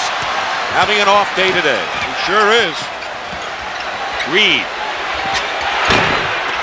Rebound by Parrish, and the Celtics leading by 4 in the first minute of the final period. Boston leading 2-0 with 2 impressive victories over the Rockets in Boston. Houston was counting on the home court edge. And Danny Ainge on a give and go from Robert Parrish, and the Celtics are up by 6. And Reed was reluctant to leave Bird to pick up Danny Ainge. You've got to help each other. That time Reed didn't. Lloyd inside to Hakeem. And Hakeem over McHale's long reach, now with 15 points, but 5 of 14 from the field, Tommy. And Seasting didn't get down there quick enough to disturb the rhythm of the shot by Hakeem. Seasting looking to Bird, and Bird is held by Robert Reed. That's the first foul of this fourth period. Larry Bird will inbound from the side. Electrical storms has taken away our video, and now Sampson fighting McHale on the pass from Bird inside, and Sampson and McHale push each other, and Ralph goes over to Kevin. Ralph still talking to Kevin, and Kevin And in a minute, Dick, the official is going to really have a strong talking to Sampson and may call another one on him. Sampson has 3. They go low into McHale. Fake turnaround. Air ball and an offensive foul called against Kevin McHale. The crowd loving it here in Houston. McHale with his 3rd foul, and the Rockets down by 4. 10:38 remaining in the 4th period. Level bringing the ball up on the left sideline. Guarded by Seaston. We'll give you a radio play-by-play till the picture is back. Swinging around to Lloyd. Looking for Sampson. Level. Top of the key. Stops his dribble into the left corner. Robert Reed, a 25-footer. And it's 86-84. They beat the doubling defense that time in the Celtics.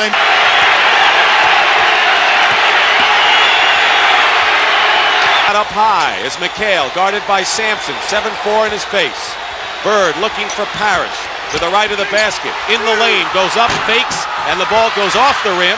Parrish again with a reverse layup is good, and the Celtics come right back with under 10 minutes to go, leading by 4. Level, telling the Rockets to settle down. Let's set it up, looking for Hakeem. Double team with Seasting. Level gets it back, hits a jump, misses a jump shot. There's Olajuwon spinning around with a jumper, no good. Bird the rebound. Into the hands of McHale, and now Bird brings it up. They've got Olajuwon shooting more of those fallaways than the strong go-to-the-basket move. Parrish working against Hakeem. Out to Bird, up on high. Left of the key, McHale. 1 dribble, jump shot is good. And with 9:18 to go, the Celtics are up by 6. 90-84. Sampson and Hakeem. Low post. Lewis Lloyd fires from the corner and misses. Bird blocking out Olajuwon, gets the rebound. I'll tell you, did he go get that rebound, Larry Bird? 14 for Larry Bird today, so he'll do it one way or another to beat you. He has scored 23 to lead the Celtics. McHale has 26. 26, McHale is the high scorer. He's come on strong in the late period. Bird working against Reed. Long arcing shot at the 24-second buzzer. He got it off but missed the shot, and now the Rockets with Level. They picked up their defensive stroke here, the Rockets. 8.5 to play. 90-84 Celtics. Olajuwon to Level, swinging out to the top to Reed. Inside of the lane, driving is Lloyd, and a Boston foul as Lloyd drives the basket. And we'll have an official's timeout. Celtics foul is Danny Ainge, his 3rd personal foul. 8:22 to go in the 4th period. The Rockets trail the Celtics 90-84.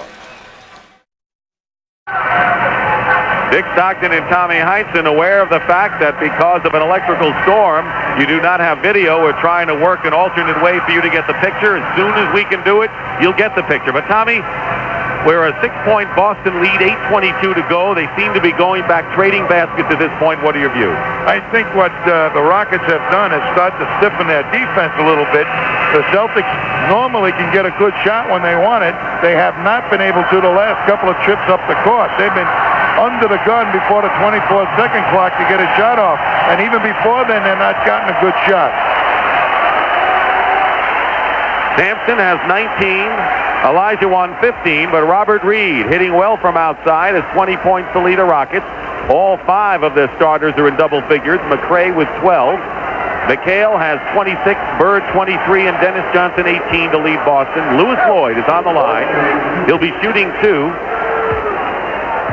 Well, they use Lewis Lloyd on the catch and go, coming off a pick, and when he gets the ball on the move, that makes him doubly dangerous, Dick. First free throw misses off the front rim. Danny Ainge committed the foul, his 3rd. Houston shooting 36% from the field this half. They had a 3-point lead at halftime. We're down by 10 and now trail by 5 as Lloyd makes 1 out of 2, 90-85. Ainge brings it up quickly on the left sideline, shadowed by Level. McHale setting a pick, right side. They go to the right low. Working his way in is Bird, out to Dennis Johnson. Reed bumping Bird. Turnaround, Larry Bird, 18-footer misses. Olajuwon the rebound. Outlets to Level. Celtics getting back quickly on defense. Level pulls up left of the key and hits the jumper. It's 90-87 in favor of Boston. 7:55 on the clock. They are faking double teams at Larry Bird. They've got him thinking instead of the other way around. Dennis Johnson on the right side goes to Bird. Pecking at the ball is Robert Reed. Pass to the left side to Danny Ainge, who hits a big jumper. Ainge with 11 points in the ball game, and it's 92-87. 7.5 to go. Well, he gets right that time on a double team. Danny Ainge wide open. Larry Bird has a triple-double today. Double figures in points, rebounds, and assists. Olajuwon going up inside, gets the basket, 17 for Hakeem. And it's 92-89 again. Houston trying to hang in there. That was the first strong move to the hoop that Hakeem's made in better part of this game. Low to Parrish on the right side. Turnaround over Hakeem, and a one-hander by Robert Parrish with 6 points in the game. Largely has been doing a disappearing act, but playing a little bit better off the board. That'll help his confidence, Parrish. It'll make him bang a little bit more and run a little harder. Sampson working against Parrish, goes up to the hook, missing. Olajuwon gets the rebound, dribbling in the lane. Open is level. Misses the jump shot from 18 feet. And the Celtics with a 5-point lead. Pass inside to Parrish, and he's fouled. Parrish was inside, got beat the Rockets center. Olajuwon down the court, and the foul going in. And the foul will be against Olajuwon, his 5th foul, with 6:29 to go. A big foul, timeout. We're back here in Houston Summit. 16,000 fans for Game 3. And Hakeem Olajuwon, who said no way the Celtics will win 2 games here in Houston, sees the Celtics leading 94-89, 6:29 to go, and the Celtics will be on the line. Robert Parrish will shoot, and Olajuwon has 5 personal fouls. Although today, the Rockets have been led inside by Ralph Sampson. And this man here did not have a good game. Robert Parrish, Hakeem Olajuwon has had his way with Parrish, really denying him position and really pecking at the ball whenever Parrish handled it, so he's never able to handle it cleanly. Here's Parrish. Casey Jones has great belief in this man, particularly down the stretch for rebound purposes. Stick with Robert Parrish, he said. And of course, he can run the court with any center in the league, and you saw him do just that and get the foul by Olajuwon, a big one. See how the Rockets play it. 6:19 to go. Sampson. Ainge is around a double, level. Hits the shot. He's hit 2 of his last 3. Keep in mind that Robert Reed's going to be occupied with Larry Bird, and that's going to take something away from his offensive abilities at this point. Well, Lever will have to hit that shot against Ainge. Parrish working in double team. Dennis Johnson gets a key offensive rebound. That's why he's been the biggest rebounder in the series coming into this game. Parrish with under 6 minutes to go. Dennis Johnson with a big basket, and the Celtics have opened their lead to 98-91 with 5:39 remaining in this 4th period, and it's awfully quiet in the Summit.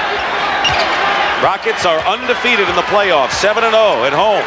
They had the 2nd best home record in the league, but the Celtics, they did their best work on the road of any team in the league. Sampson crashing the board. Another team, and Ralph Sampson, 21 now.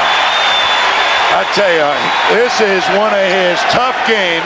They've got character in Ralph Sampson here. And we'll find out about the rest of them in the final minutes here if the Rockets can come back at home from a deficit and get on the victory board. Boston has to come up with a good shot here.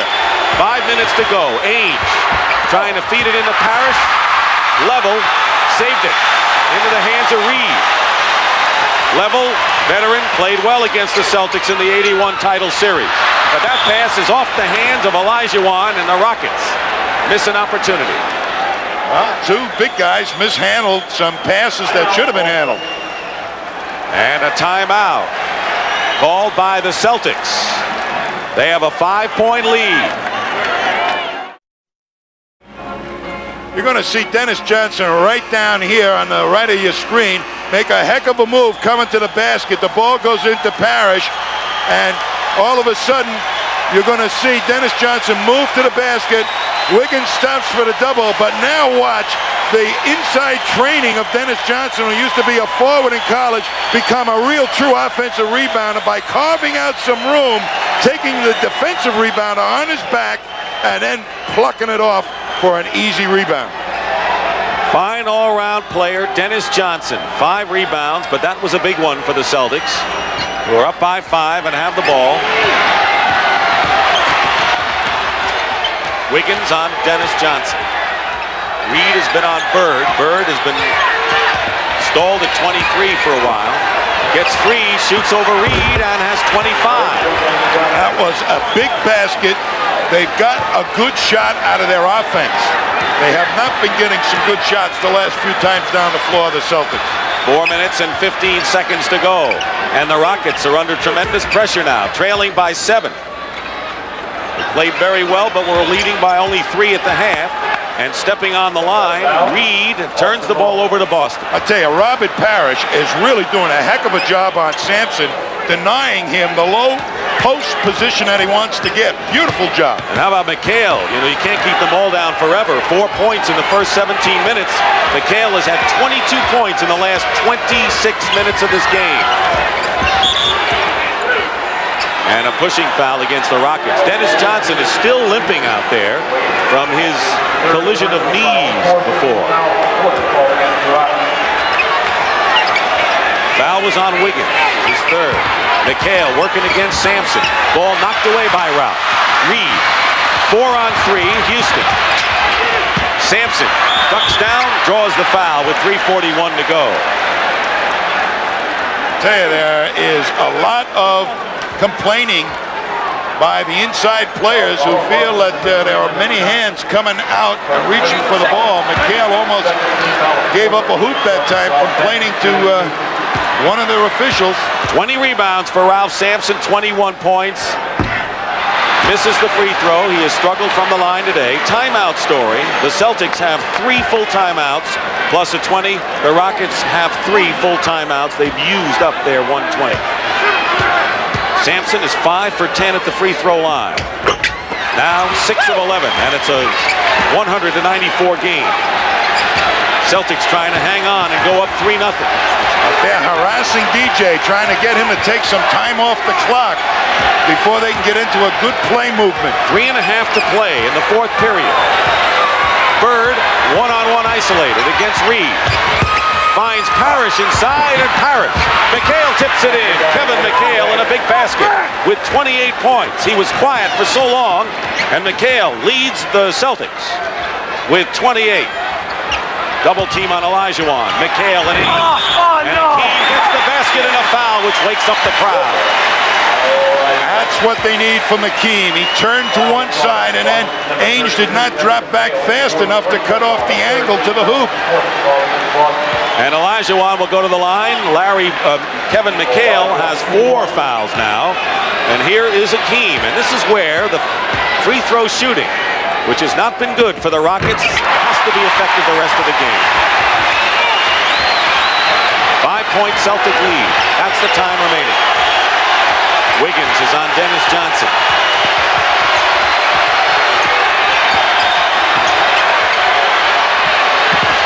Clock, having problems. And a 20-second timeout, and that was alert, smart play by Dennis Johnson. That was limping still is DJ. That was great alert play by Dennis Johnson after the Rockets had played sensational defense. Game 4 coming up Tuesday night at 9 o'clock Eastern time here at the Summit. And our special guests joining Brent Musburger will be the doctor, Julius Erving and Moses Malone, 2 members of the Philadelphia 76ers at the half.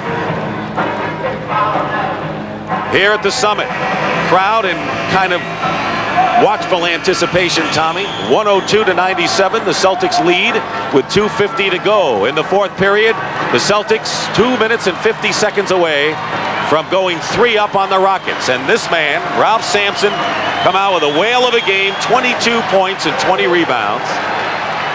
Well, this is the part of the game you normally go to your big guys. Olajuwon has started to get his game together.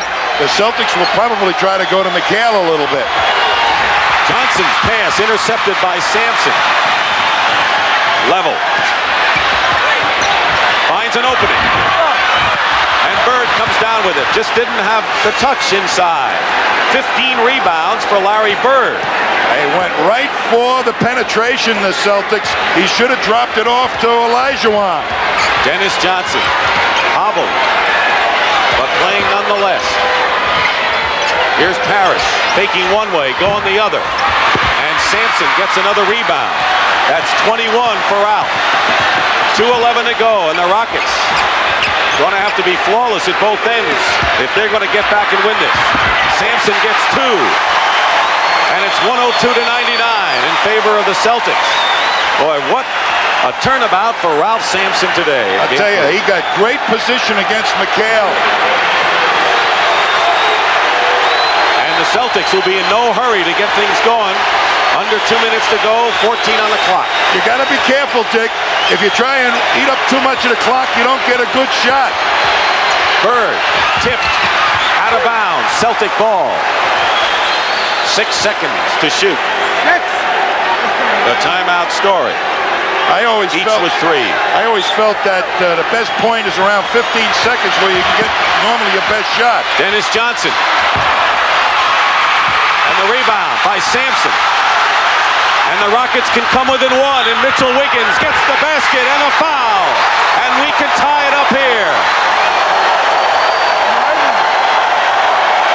Big rebound, big basket, and a foul in Mitchell Wiggins, who grew up in North Carolina, 30 miles from Michael Jordan, makes a big play.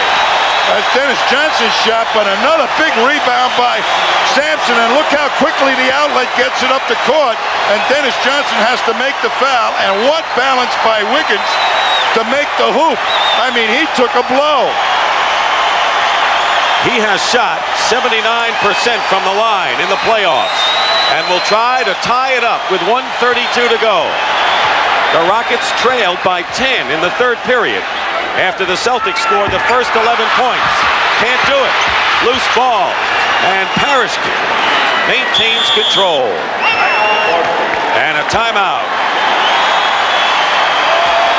Celtics have 2 timeouts remaining. The Houston Rockets are trying to gain an advantage at home, knowing that they have 3 home games to work with. Trailing the Celtics 2-0.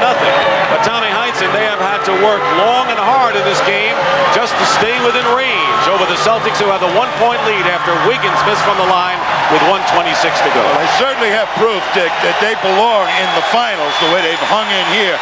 Very difficult to beat Boston up in Boston, and Boston a tough road team, but they've showed their mettle here this afternoon, these Rockets. Celtics led 102 to 94 with 3.5 minutes to go. Rockets have scored 7 straight points, but Boston has the ball in the lead. This is a must situation, a good shot, and not worry about the clock too much. And for Houston, Larry Bird going up with a runner, short. Hakeem gets the rebound, and a foul is called. Larry Bird gets up and finds out the foul has been called on him. And that'll be number 4 on him. Here's Bird. He comes off the pick and roll, gets the shot off cleanly. Now Olajuwon makes a clean rebound. And Bird gives it the big acting job, quite frankly. I think just a little bit. Looked like he didn't get hit, but I guess he did. These are big free throws right now by Olajuwon, who ties the game. The Rocket free throw shooting has been subpar.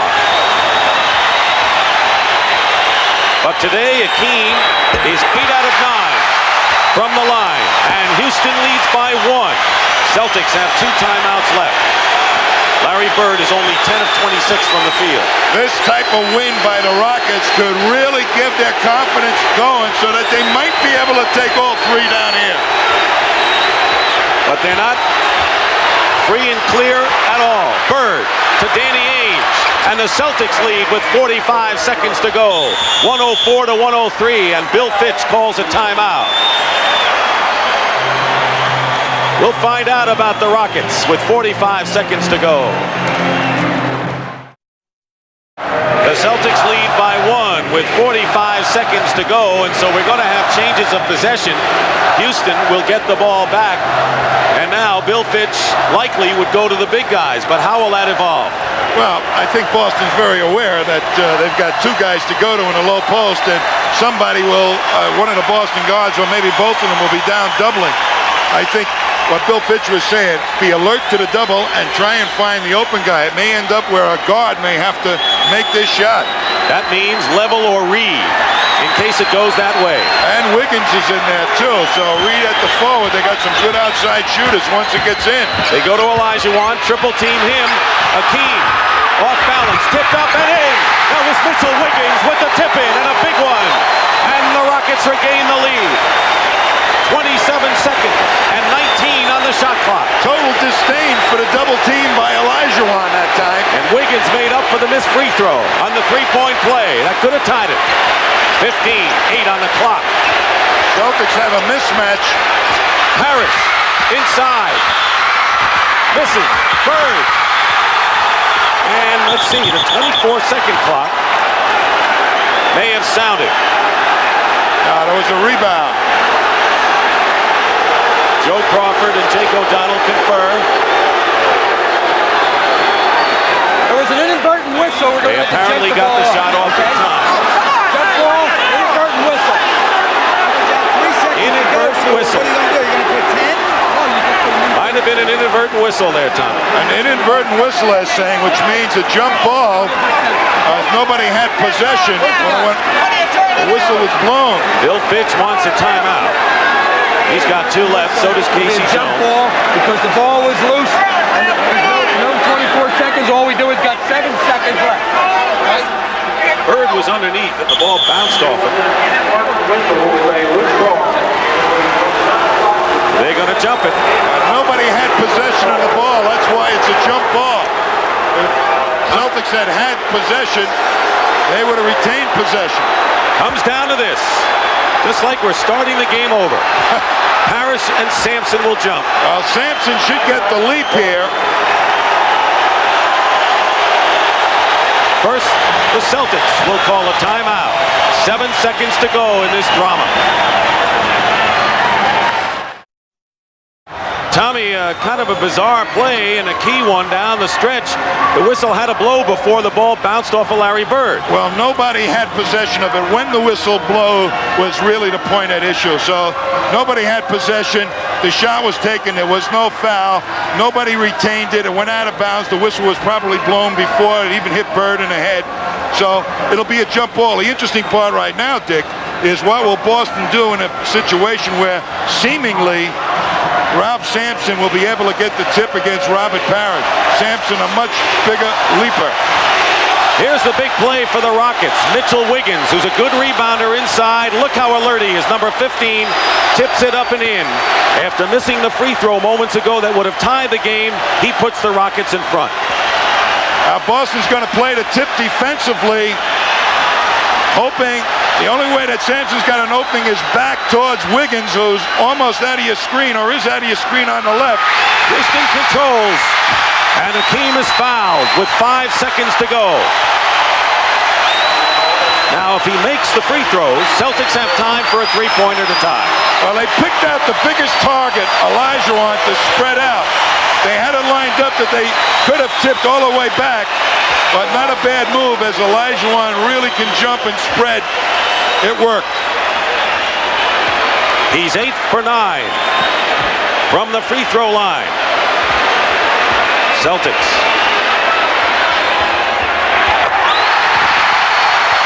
They call a timeout. They have 1 left. Hakeem could give the Rockets a 3-point lead. Going for his 24th point. He doesn't make it, and the Celtics call time. And a chance to tie with 5 seconds to go. So Olajuwon misses the second free throw. Boston has a shot. The Celtics use their last timeout to set up a play that they hope will either win with a three-point shot or tie it up with 5 seconds to go.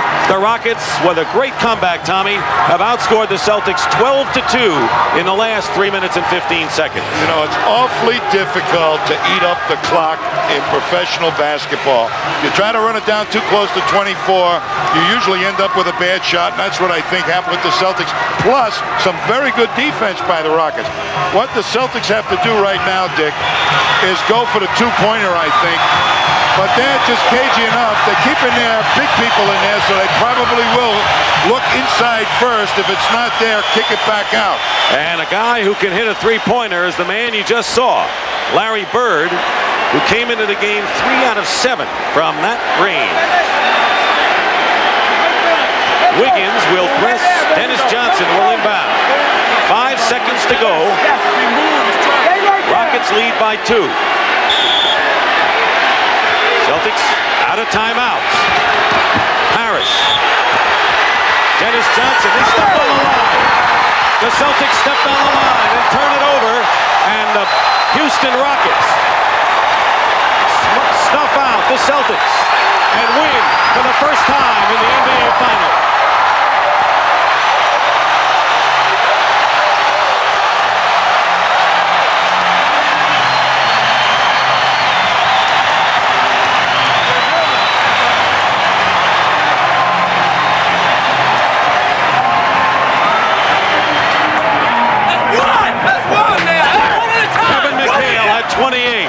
But for the Rockets, Sampson 24, Olajuwon 23, Robert Reed had 20.